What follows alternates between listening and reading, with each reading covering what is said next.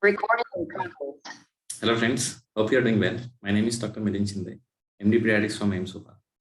So today in this video, I'm going to talk about the summary of toppers interview. Recently, NICT November session results were out, and people with extraordinary results, they have shared their success stories and tips and tricks, and what were the secrets that led to their success. So it's not possible for everyone to watch all the videos. So I have watched few, not few, most of them, these videos of these toppers, and I have just analyzed and summarized the important points. So to save your time, and I can bring these important points toward you. Interestingly, whatever they have told, most of these topics have been covered by me in the previous videos. So I hope this summary will help you guys. So I have distributed this into few things as per small questions, which are most commonly asked by the PG aspirants to these toppers. So first, source. What were the source of studies? So most of the toppers, I mean, we have a few leading coaching classes. Interestingly, the toppers, they have, they have spoken on all the platforms, all the classes. So it's not like they have done all the classes. So it should not be in your mind that is it possible for one person to do all the classes? See, that's a part of like advertisement. But the source basically are the class notes, and they have again and again emphasized on the same point that nothing comes outside of the class notes. So if you are attentive in your class, and if you can do your class notes revision well, then you can correct most of the questions just by the class notes. So just you need to finish your class notes first, basically, and then you can go and then you have to do the revision to minimize your silly mistakes. Now the second, along with that, most of the these students, they have coupled it with the MCQ practice, either QBank or GT. This will I will discuss in the next subsequent minutes. So this was their basic class notes with MCQs. Beyond this, they have not gone for anything. It's to not for any textbook images or anything. Just class notes and MCQs. Now the second question was, how many hours did they study? This is a very famous questions of all the NEET aspirants. See, as I said in my last videos also, it's a very subjective question. It is person to person. Even 6 to 8 hours of focused and meaningful study can definitely be better than 18 hours of meaningless study. So you should have 6 to 8 hours minimum, but ideally the timeline is given is 12 to 13 hours a day, which should be distributed properly. So as per as even the toppers again emphasize on the same points, at least 2 to 3 hours of among from this 12 to 13 hours should be attributed to the MCQ practice.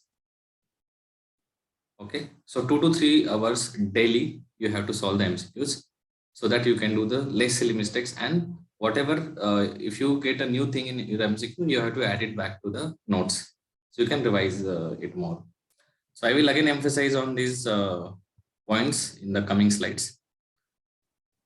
Now the third question was subject distribution. That how did they give importance to the subject distribution? Now I would like to quote a few toppers. So subject was distributed as per your target exam. So as per one topper, if you are targeting for NEET PG, so as per her, your clinical subjects are important. In clinical subject, mainly criterias, then these classifications and recent advances. Very important. So clinical subject, I mean the rank maintaining subject, which I call them rank maintaining subject, our big four, medicine, obs, gynae, and surgery. So from that, basically, criteria classification and recent advances, you should know. And NEET PG is more of a factual based question. So you should know more of data. But in last 1 to 2 years, the NEET PG is also changing, it's evolving, and more of a clinical type of questions are coming. So again, your concept should be stronger. But this knowledge should be based on your strong basic subjects. So as line said by one of the topper, solidify your basic sciences. That is your preclinical and paraclinical subjects. You have to make them strong. So these are which are your rank building subjects. So again, emphasizing on the same point. And for INI CT, as you have experienced in November session also, you have to work on your basic sciences. your basic sciences are going to give you a best rank in NICT. So again, these are the rank building subject, your first and second prof subject. So subject distribution should be like this. So what they, if I have, I'll quote one topper that she said that initial 2 months, she was a very slow reader, and she, during her preparation, initial 2 months, she slowly read these all basic sciences, and she worked more on these areas because she know that these are going to form the basis for clinical subject also. And in NICT, maximum questions will be from basic sciences, and that was the secret of her success of giving maximum importance to the basic sciences. So guys, I would like to again emphasize on the same point: work more on your rank building subject. Do not waste time on a lot of clinical subject, because these questions can be solved by your rank building subject. Now, the next question that is asked about is MCQs. That how should be the approach to the MCQs, subject wise test, and GTs. So again, guys, if you are during your internship, or you are still a UG student preparing for PG exams, these toppers, they strongly recommend against giving GTs during internship or during UG. So if you are still an intern or UG student, just work on your theory. Don't write GTs too soon.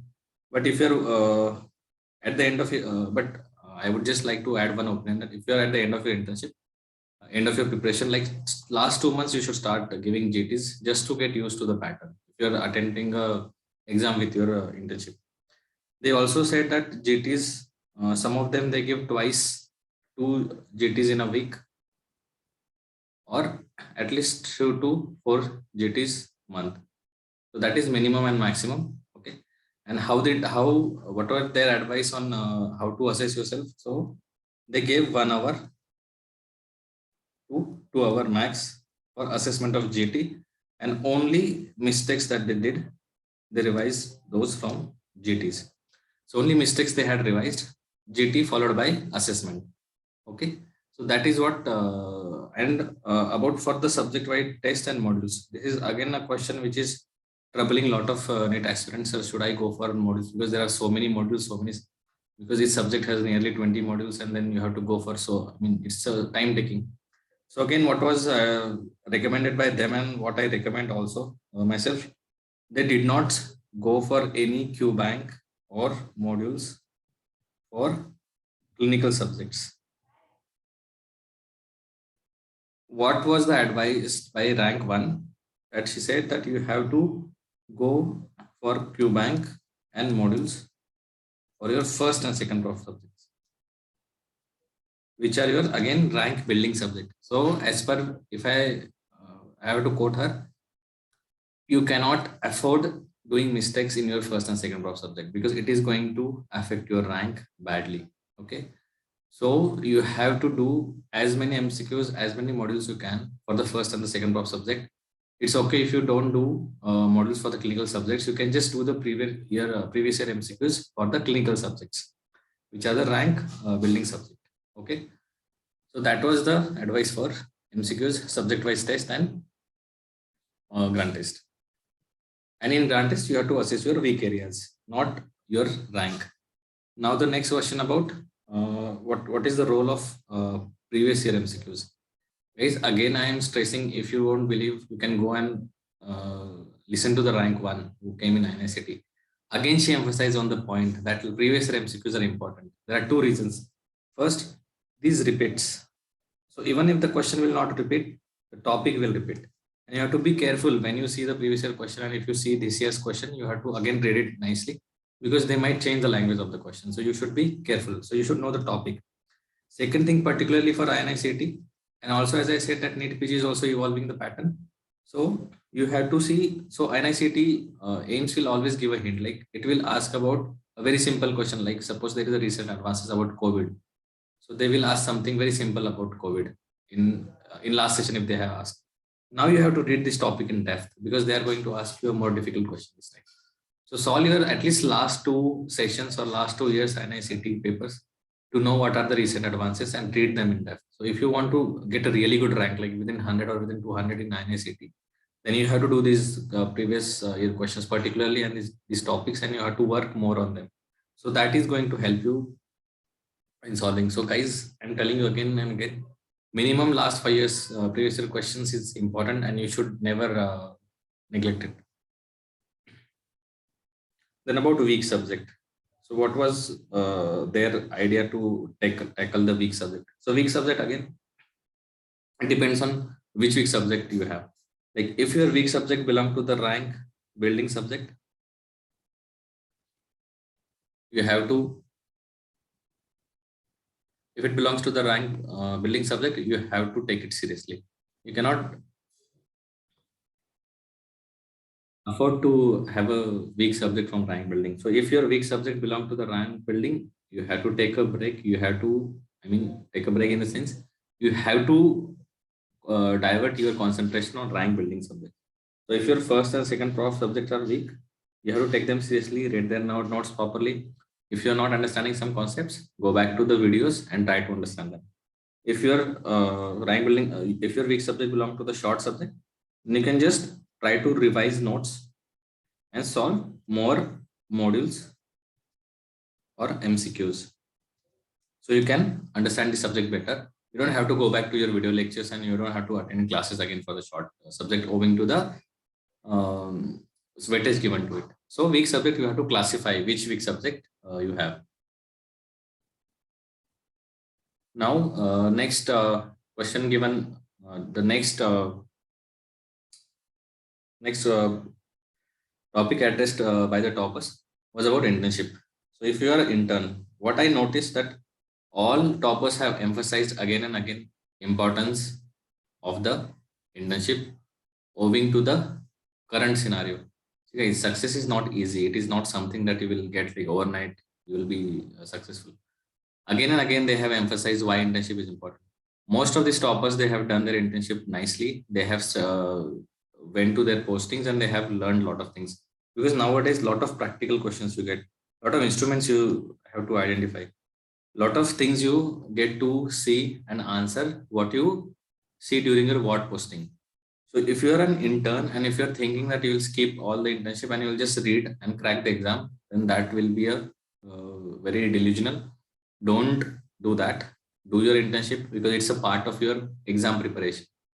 So again, I would also like to emphasize again on the importance of internship. Now, last part I would like to tell about attempts, the number of how many questions they attempted. So again, the rank one attempted 199 out of 200, and what everyone recommends is 195 plus. So whenever you write it, because the marking is in your favor, so whenever you are working, I mean, whenever you are targeting a good rank, you have to attend more questions. Don't be hero and attempt less questions. You have to take chances. Okay. Then about attempting MCQs. So last thing is attempting MCQs. So whenever you are attempting MCQs, so what should we do? Like whenever you are, see, you're to get good marks and to get a good result in any exam, you should have a solid theory plus good MCQ practice. It is must. So if you're when your theory is good, suppose this is the question and you have 4 options. So if your theory is good, if you are revised, you will be easily able to eliminate 2 options. And then it's easy to get select between the 2 options. And if you have revised well, your brain will automatically give you the answer. So you don't have to worry on that part. So guys, these are all the important points I wanted to share with you regarding preparation strategy, that what all toppers had to say. So I would just like to summarize in uh, one slide. So first, read less but important, and revise more. Okay. Regular assessment of your progress by GTs to know your weak areas. Previous year MCQs to know the important topics and recent advances.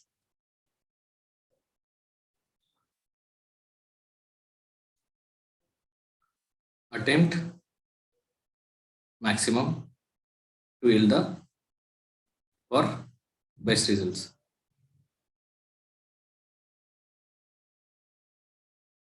And focused study of at least 12 to 13 hours with 2 to 3 hours of MCQs daily. And last but not the least, trust your source. Whatever you are reading, just read that one subject, one book. Don't go here and there searching for more and more material. Just read and revise, revise and revise. Okay, so what they have told that when you do your revision, the first revision should be very slow. The first reading should be very low, having around 2 months or 2.5 months. Then first revision for 1 month, and last revision you can finish in 15 to 20 days. So that is the key to the good revision. So these are the take home points from all the toppers interviews. So guys, I have tried to summarize them in these few minutes. So I hope it helps you. Keep working hard. Your day is not far away. I wish you guys all the best. And if you have any question or any doubt, let me know in the comments box. Thank you guys. Take care.